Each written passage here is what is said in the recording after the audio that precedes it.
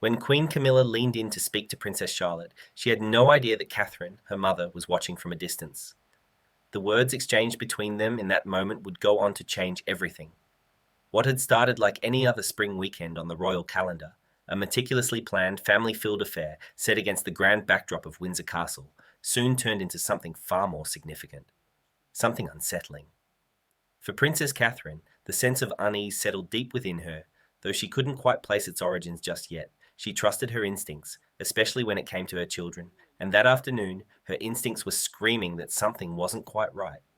The weekend had unfolded like any other royal gathering. The family was there for a private luncheon, honouring one of Queen Camilla's recent charitable patronages, a frequent occurrence in royal life. These events were often a mix of formality and tradition, bringing together different branches of the royal family. On any given day, you'd find Camilla's side of the family mingling with Catherine's, along with a mix of extended royals, many of whom had never quite mastered the art of harmonious interaction. Catherine, always the steady observer, didn't mind these occasions, but she knew to stay alert. While Prince William could easily relax into his role as the future king, Catherine's role required constant vigilance. That afternoon, Charlotte, like her cousins, had been ushered into one of the side salons to sit with the younger children.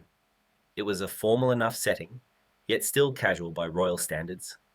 The children were expected to behave, to speak politely, and to enjoy their afternoon tea while the adults mingled in the grand hall. Catherine had carefully helped Charlotte into her seat, pressed a soft kiss on her forehead, and with one last glance left the room. She didn't sense anything out of place, not yet. But something changed as the day went on.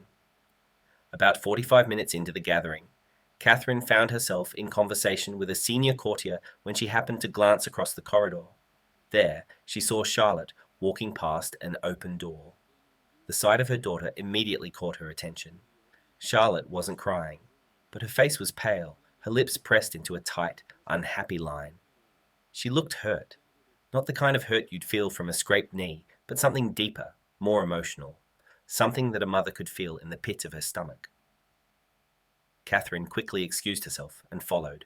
She found Charlotte standing alone at the far end of the hallway, close to one of the service doors. Her hands were clasped tightly in front of her and she stared at the floor, trying to shrink into herself. "What happened?" Catherine asked softly, kneeling to her daughter's level. Charlotte hesitated before her quiet voice responded, "Nothing, Mummy." But Catherine wasn't fooled. "Sweetheart, I know when something's wrong," she said, her voice gentle but firm. Charlotte's voice was barely a whisper when she finally spoke. "Granny Camilla said I was showing off. She told me not to speak unless I was spoken to." Catherine's heart tightened at her daughter's words. "When did she say that?" she asked, her voice calm despite the wave of anger brewing inside her. "When I told Louis the answer to a question," Charlotte explained. "We were just playing a guessing game, but she got annoyed." The realization hit Catherine like a wave. She stood there for a moment, silent, holding her daughter. She pulled Charlotte close in a comforting hug, steady on the outside, but internally, everything inside her had shifted. She had always worked hard to maintain peace with Camilla, to tolerate the subtle tension between them. But this was different. These were her children, and she would not allow anyone to treat them in a way that made them feel small or less than. Later that day, as the family took a walk through the gardens of Windsor, Catherine couldn't help but keep a watchful eye on everything, especially on Camilla. The Queen Consort walked ahead, chatting with Charles, as if the morning had unfolded without incident. Catherine, however, couldn't shake the feeling that something was off. Now, it wasn't just the words that had hurt Charlotte. It was the fact that her daughter felt the need to hide her emotions, to retreat into herself when something bothered her. After the garden tour, the families reconvened inside the castle, and Catherine continued to keep a subtle, watchful eye on everyone. At one point, Charlotte reached for a second scone at the refreshment table. Camilla glanced over, and with a smile that didn't quite reach her eyes, she said, "Perhaps one is enough, darling. We don't want to appear greedy." Catherine's mind raced as she took in the comment.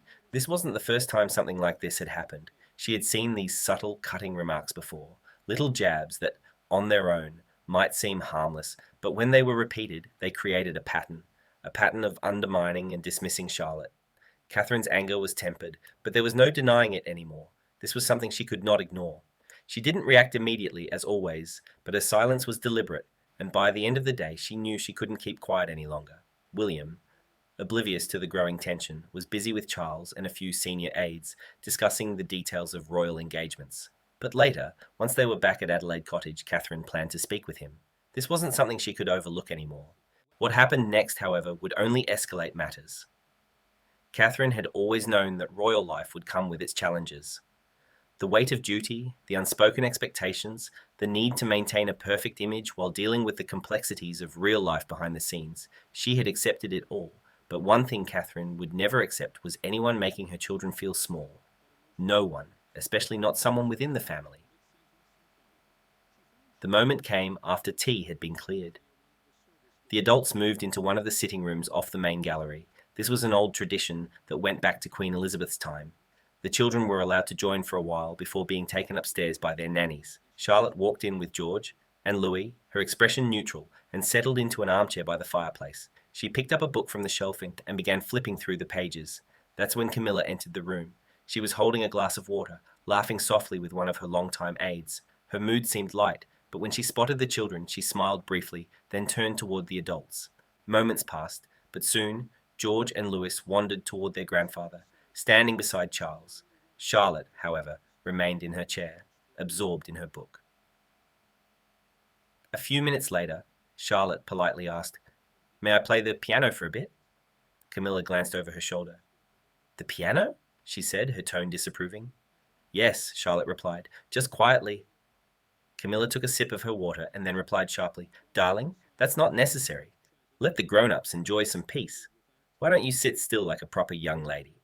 The words weren't shouted, but they were cruel in their own way. The sharpness in Camilla's voice made Charlotte's cheeks flush with embarrassment. The young girl quietly closed her book and folded her hands in her lap. Catherine had been standing nearby, talking to Lady Lansdowne. Her eyes darted between Charlotte and Camilla, and she saw it clearly now. It wasn't just the words, it was the tone, the dismissiveness, the disregard for Charlotte's presence. Catherine held her gaze a moment longer, silently acknowledging the hurt, but Camilla looked away, pretending nothing had happened. That evening, back at Adelaide Cottage, Catherine tucked Charlotte into bed. The house was quieter now. William was finishing a call with his private secretary, and George had already fallen asleep. Catherine sat on the edge of Charlotte's bed and asked, "Did you feel upset today?" Charlotte hesitated, then replied, "A little, but I'm okay." Catherine smiled softly, brushing a strand of hair from Charlotte's face. "You don't have to pretend. It's okay to feel upset when people hurt you." Charlotte nodded, her expression turning thoughtful. "Granny Camilla doesn't like when I talk too much." Catherine's heart broke. Her daughter, so young, already feeling silenced by someone she should have been able to trust. Catherine kissed her forehead and stood up, walking down the hall. As she passed the study, William looked up. "Is she all right?" he asked. "She's trying to be," Catherine replied quietly. William, sensing the seriousness of the situation, asked, "What happened?" Catherine told him everything. She explained how Charlotte had felt dismissed, how she'd been hurt by Camilla's words. William listened quietly, and when Catherine finished, his jaw set in a firm line. "This isn't something we let slide," Catherine said firmly. "I agree," William replied, "but we'll handle it carefully." The next morning, Catherine made the decision to keep Charlotte home from a charity event that Camilla had arranged for the royal grandchildren. It was a harmless excuse. Charlotte had a minor cold, but the truth was, Catherine wasn't ready to send Charlotte back into that environment, not until she was sure it would be safe. Word soon spread that Charlotte wouldn't be attending the event, and though Camilla didn't say much, her raised brow was enough to convey her displeasure. One of her aides remarked that it was probably too delicate for a little mud. Catherine heard about this too, and it confirmed what she had already known. The situation wasn't just about one isolated comment. It was part of a larger pattern of behaviour. The situation could have ended there, but it was far from over. The following weekend, the royal family gathered at Highgrove for a private dinner. Charles had invited William and Catherine, hoping for a relaxed evening. But when Catherine walked into the room with Charlotte, things quickly escalated. Camilla barely looked up as Charlotte entered. She smiled faintly and said, "Good evening, Granny." But Camilla's response was immediate. "Are you sure you're not too tired to be here?" It was a jab, thinly veiled, and it didn't go unnoticed. Everyone in the room heard it. Catherine didn't flinch. This time she wasn't waiting. Her gaze locked on Camilla's, and for the first time in a long while, Catherine's silence spoke volumes. With calm authority, Catherine turned to Charlotte and said, Why don't you say good night to Grandpa and head upstairs with Anna? Charlotte hesitated, but Catherine gave her a small nod, signalling her to go. Charlotte walked toward Charles, hugged him, and left the room with the nanny. As the door clicked shut behind them, the room went silent. Camilla, still holding her glass of wine, looked around the room before muttering, "Well, she's very sensitive, isn't she?" William's expression froze. Charles shifted uncomfortably, but Catherine stepped forward. Every word she spoke was measured, deliberate. "No, she's not too sensitive. She's a child, and she deserves to be spoken to with kindness." Camilla raised an eyebrow. "I didn't mean it that way. I was just surprised she's still up at this hour." Catherine didn't blink. "It's not just tonight. It's been happening for weeks. I've heard what's been said to her, and so has she." The room grew colder, and Catherine's voice became firmer, unwavering. "If it were just one comment, we'd move on. But it's not. It's a pattern, and I won't stand by while my daughter is made to feel less than." Camilla folded her arms, but Catherine's words were a line that couldn't be crossed. "I've tried to keep peace," Catherine continued. "But this is different. This is about Charlotte. And I won't let anyone, no matter who they are, undermine her confidence." The silence in the room was deafening. Camilla didn't speak again, and the tension hung heavy in the air. Catherine had drawn a line, and there would be no going back. Later that night, Catherine sat beside Charlotte once again. She didn't need to ask if something was wrong. She simply held her daughter's hand, offering the comfort only a mother could give. "You did nothing wrong," she said, her voice steady and warm. "You were polite, you were kind, and that's all I'll ever ask of you." Charlotte looked up, tears brimming in her eyes. "I tried to be." "You don't have to try to be perfect," Catherine replied softly. "You just have to be you." As the days passed, things remained polite, but the underlying tension was palpable. The next event was Charlotte's school recital, and Catherine made it clear that only immediate family would attend. Camilla was not invited. Officially, the palace cited a scheduling conflict, but everyone knew the real reason. Though the public photos still portrayed a smiling, united family, things had changed behind the scenes. Camilla kept her distance from Charlotte at all major events, but her subtle coldness couldn't be ignored. Catherine had made her point, and everyone knew it. Even Charles, who had hoped things would smooth over with time, knew better than to intervene again. He adored both women, but he understood that when Catherine made a decision, it was final. She had drawn a boundary, and that was something no one could ignore. The summer ended with the usual family photos, smiling faces, royal waves, but the dynamics had shifted. Catherine's tolerance for tolerating behaviour that undermined her children's confidence had disappeared. Now she was focused on one thing: ensuring that Charlotte would never feel small again. What would you have done if you were in Catherine's shoes? Do you think Camilla crossed a line, or was this just a clash of two different generations?